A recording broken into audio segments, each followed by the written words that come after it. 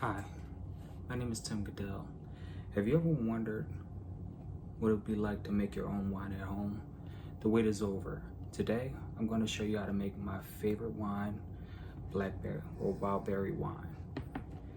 You can make it in a 3-step process. You can gather your materials and ingredients, crushing and juicing your fruit, and assembling it together and starting to ferment. Now, the first thing you're gonna need are your materials and ingredients. And today we have a 1-gallon glass fermenter, we have sanitizer, we have a pound of sugar, we have a lid with a bubbler, we have pectic enzyme, and this is a clearing agent. We have wine tannin, which is just black tea, and we have a gallon of water. So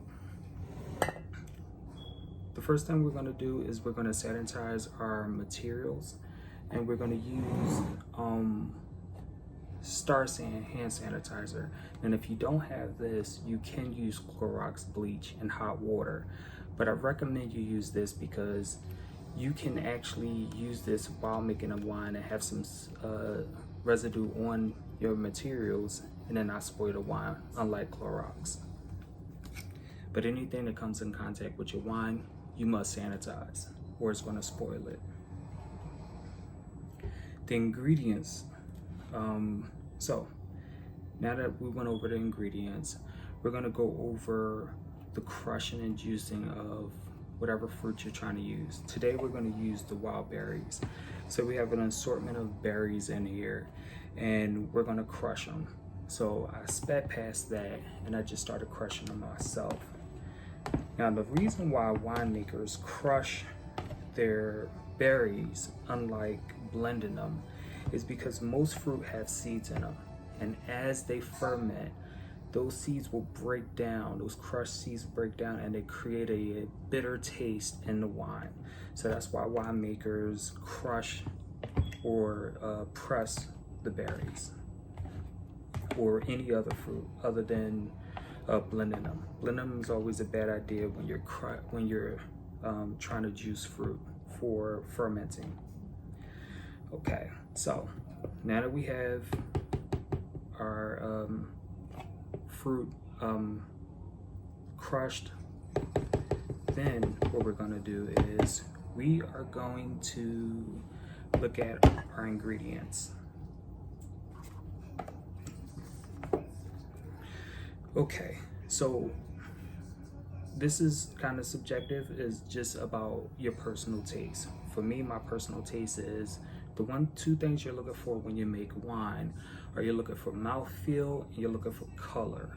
Now, I just chose a dark color because I chose dark berries, but wine tannin will give you that taste. And for our tannins, I decided to use a black tea.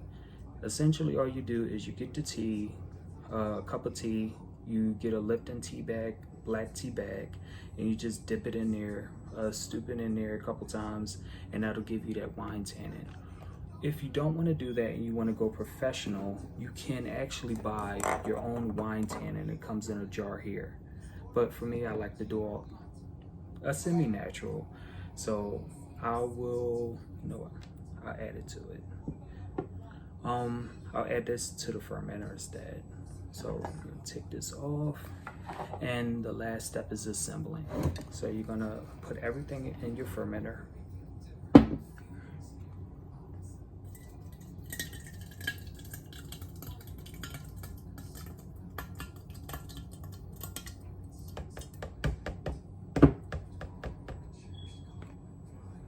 Get all those berries out and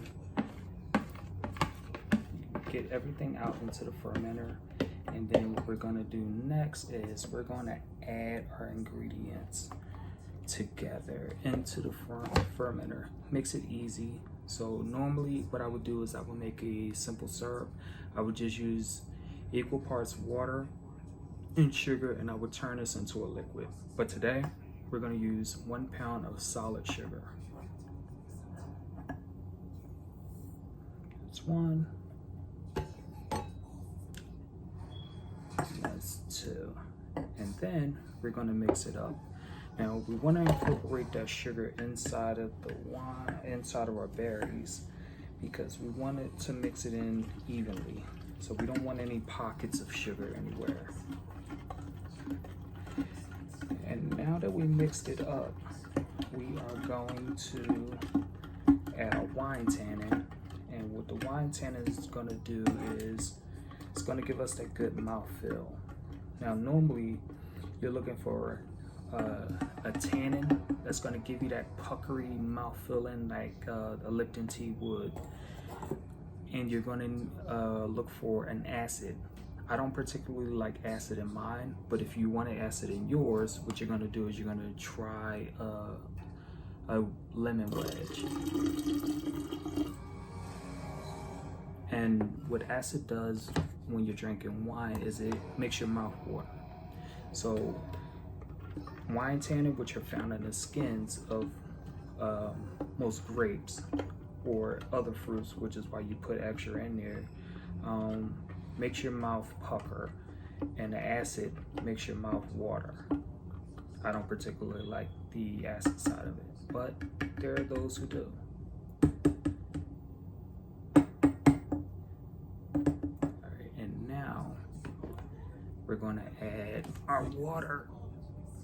And we're going to fill it up, but we're going to leave about maybe an inch or two, because as the fruit starts to break down, it's going to push its way up.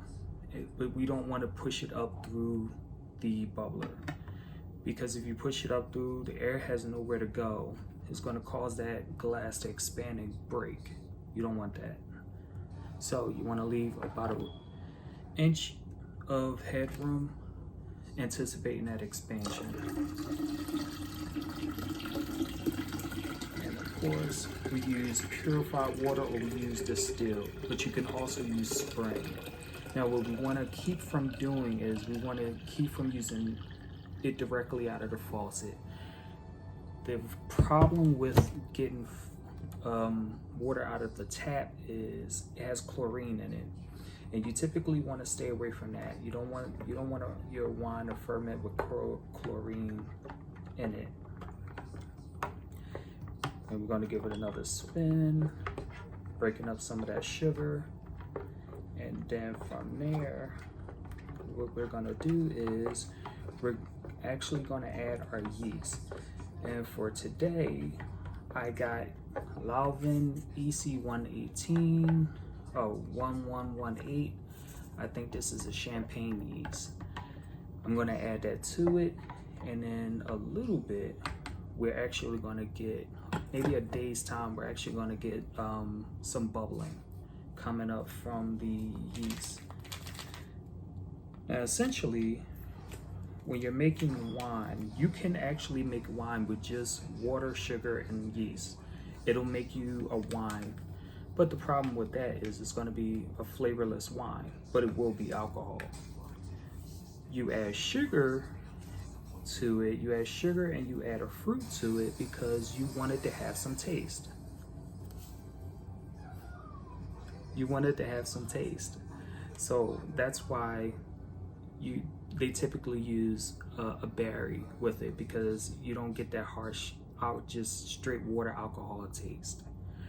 But after that, you put the lid on. You put the lid on. You pop the top of the bubbler. You put some. Now you can actually use the same sanitizer to fill up your bubbler, because once the fermenting starts, you're going to have CO2 release. As the fruit breaks down, you're going to have CO2 coming up, and it needs some place to escape. It's going to escape through here, and you're going to start seeing bubbles. When you stop seeing the bubbles, I will wait a couple extra days, and then you can actually bottle. I personally wait, after pulling out the fruit, I personally wait about a month and a half. It just, so you don't have any bottle bombs going on. But that being said, Winemaking is a fun and rewarding experience. If you follow this process of gathering your materials, making sure you sanitize your materials, crushing or juicing or pressing your fruit, and just assemble it in the right process, you'll have some delicious tasting wine. Thank you.